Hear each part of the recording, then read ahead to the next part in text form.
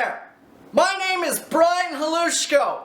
I've been a primary care paramedic and audiometric technician now for 4 years.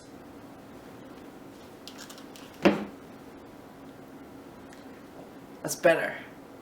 Through this training, I've had tons of experience working with multiple different types of patients, from old to young. Some with perfect hearing across the board, and some with the most terrible hearing I've ever seen in my life. I've always had a passion for workplace safety. Whenever I go to work, I'm constantly filling out job hazard analysis. I'm constantly looking out for potential hazards and ways that they can hurt patients so that I can hopefully prevent it before I have to fix it. It wasn't until about probably 2 or 3 years ago that I started taking safety at home very seriously. So what happened was, it was in my grandpa's life that it personally happened to. He went out and decided he wanted to shoot his guns. He said, I haven't done it in a while, I don't need hearing protection, I'm just going to go and shoot them. I've done it like this 100 times before. This one time was enough to do it. He permanently destroyed the hearing in his one ear. Now he has to wear hearing aids. Okay? It took us probably a year to get him to wear the hearing aids, after everyone kept complaining that we had to yell for him to understand us. Once he got the hearing aids, though, he constantly had to adjust them. They weren't comfortable, so he oftentimes just leaves them out. This grandpa was outgoing. This grandpa was a social butterfly. He used to love talking to people, he used to love meeting new people, and it was a severe just drop from there when he lost his hearing. And when he lost his hearing, all of a sudden, at family functions, he sits in the corner. He doesn't want to talk.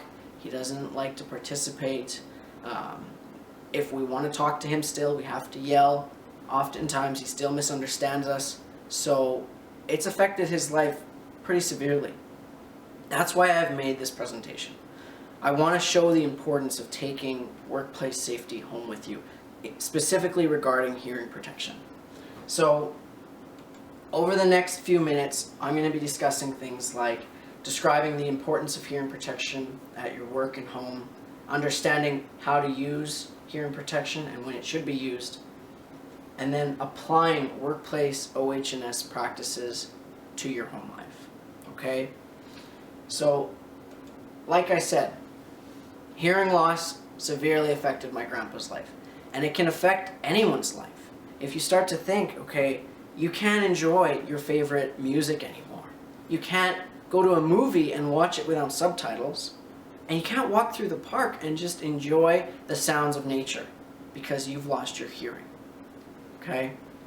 So what I've done is I've recorded 3 different recordings, each one representing a different level of noise-induced hearing loss, or NIHL. Okay? The first one we'll play. Hi there, how's it going?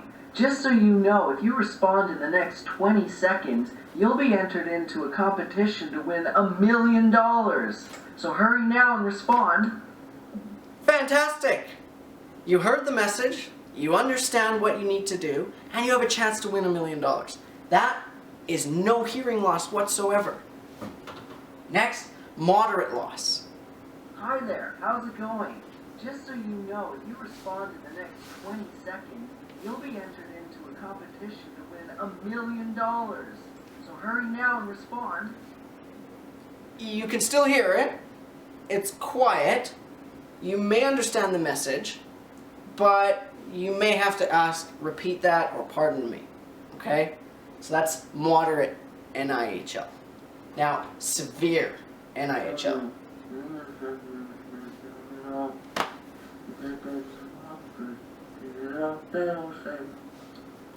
You can't understand a word this guy's saying.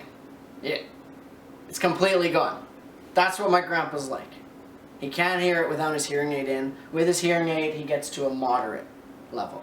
Okay? So this example isn't 100% accurate to what hearing loss does to each patient. Obviously, every patient's different, and every type of loss is different. So you have things like age-induced hearing loss. We won't get into that. You have things like hunters may have unilateral loss, so just on one side, it's their trigger side. Someone may have tinnitus just constant ringing in their ears. Like, I could keep going. My example was basically just to show the importance of our hearing, okay? Like I said, in all of the safety meetings and orientations I've gone to, they have a one-page PowerPoint presentation on when to use hearing protection and eyesight protection and PPE and what types to use. They don't focus on the actual importance of doing it. Hearing isn't like eyesight, okay? Pardon the pun, but you can't see the difference. So with your eyesight, if I get a pebble in the eye, I know my left eye's not working. But with hearing, we lose portions of our hearing before we lose other parts. We lose the high frequency sounds first and then lower frequency. So that's why a lot of my patients will give me the same joke of, that's why I can't understand my wife. That's not an excuse for not listening to your wife. So that's why I'm focusing on the hearing protection. But to better understand how loss occurs, we need to understand how we hear, okay? So here is a nice little diagram of the ear. I won't be testing you on the anatomy of the ear. The only portion I want you to really pay attention to is this blue portion right here. It's called the cochlea. That's where hearing occurs. That's where loss occurs, okay? So how sound happens and how we hear is sound travels through this ear canal, hits our eardrum. This eardrum starts to vibrate, moving the three bones of the ear, okay? The malleus, incus, and stapes, or the hammer, anvil, and stirrups, as they're commonly known. Again, you don't need to know this. As they move, it starts to move or jiggle, okay, the cochlea. Inside the cochlea is a bunch of little hairs on the walls of it. And because it's snail-shaped, you have high-frequency hairs that get hit first, and then it goes to the lower frequency further in, okay? In the cochlea, there's a bunch of fluid. That's what moves the hairs as it gets stimulated by the bones. So that's what happens. Sound comes in, creates a ripple effect, and moves the water inside the cochlea, which moves the hairs. An easy way to understand this is by comparing it to throwing a pebble into a pond, okay? So if I were to go and I say that the pond is your cochlea and that there's algae in the pond coming up and just moving around nicely. I throw a pebble in, it makes a ripple. It displaces the algae that's closest to the ripple first, that's your high frequency, hits the lower frequency, the algae at the outer edge of the pond last, okay? Because it had time to dissipate. So throwing a pebble in is about 60 decibels. SASC OH&S focuses on two different types of sound damage and dangerous levels. They focus on a sudden burst like a clap or a blast. That's just one-time occurrence. Anything over 90 decibels is dangerous at that point. They also focus on extended period or overexposure to sound over the course of 8 hours. So that's like hearing a constant all day long, okay? It may not be as loud as the clap, but it will do the same damage over time. So that pebble I threw into the pond would be about 60 decibels, which OH&S says not dangerous. Replace that pebble with a boulder. Now the boulder is about 90 to 100 decibels. That's OH&S danger. That's displacing a lot of the algae, killing a lot of it that it lands on, and then displacing that stuff at the edges even worse, okay? Just that explains those sudden loud bursts, the dBA, as OH&S says. To understand dBA LEX, which is your average exposure, I like to compare it to a field of grass. Take an employee, have him walk across the grass in a straight line back and forth for 8 hours. You can imagine, right? You get mad at the paper boy who walks across your lawn. Now he's walking across your lawn for 8 hours, not changing his stupid path. So it's killing your grass. Same thing with your hearing. If you're hearing that constant all the time, it's gonna eventually kill your hearing, okay? That's what dBA LEX is.